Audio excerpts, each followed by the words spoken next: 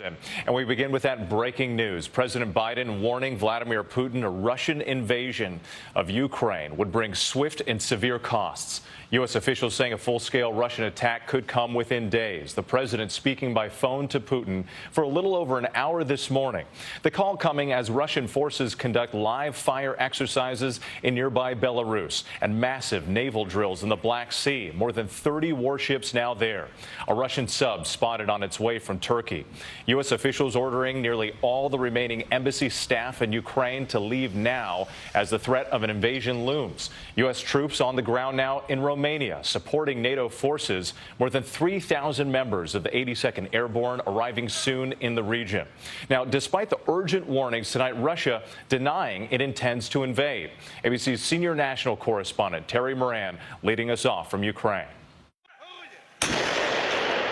Tonight, an urgent last-ditch effort at diplomacy. President Biden holding high-stakes talks with Vladimir Putin, seeking to stop a Russian invasion of Ukraine, which the U.S. says could happen in the coming days. Biden and Putin spoke for an hour on the phone today, the president warning that a Russian attack would cause widespread human suffering and that the U.S. and its allies would respond decisively with swift and severe costs. This is a pivotal moment. Biden's call coming just hours after Secretary of State Antony Blinken spoke for 35 minutes with his Russian counterpart, Sergei Lavrov.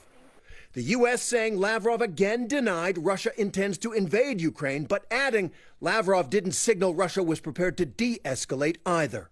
We're prepared for whatever should happen. Overnight, the State Department ordered all U.S. embassy personnel except a core team of diplomats to leave Kiev immediately. The U.S. continues to tell Americans here to leave now, saying the U.S. government will not be able to evacuate U.S. citizens in the event of Russian military action. And Germany, Canada, even Russia are all pulling their diplomats out of Ukraine, as are many other nations. The Pentagon has ordered about 160 Florida National Guard troops to leave Ukraine as 3,000 more U.S. forces began arriving in Eastern Europe to bolster NATO's eastern flank. Satellite images reveal the buildup of Russian forces on Ukraine's border, an estimated 130,000 Russian troops now massed on three sides. In the Black Sea today, more than 30 Russian warships taking part in live fire naval drills.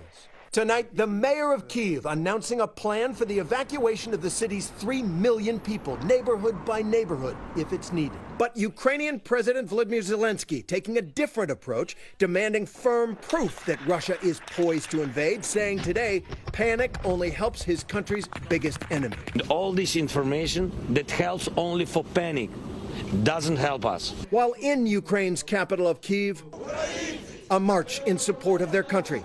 At the local market, life goes on. This woman saying, we live normally, just like before. We do not make any preparations for anything extraordinary. We know it may happen, but we hope it will not. Tonight, there's no panic in the streets. People are out. It's Saturday night. They say they've been living with Russian threats for years, and they're hoping for the best. But ask, and you sense the mood is shifting. Do you think it will be war? I'm ready. What happens next is up to Vladimir Putin. What he really wants is for the elected government in Kiev to fall so that he can put a puppet government in place.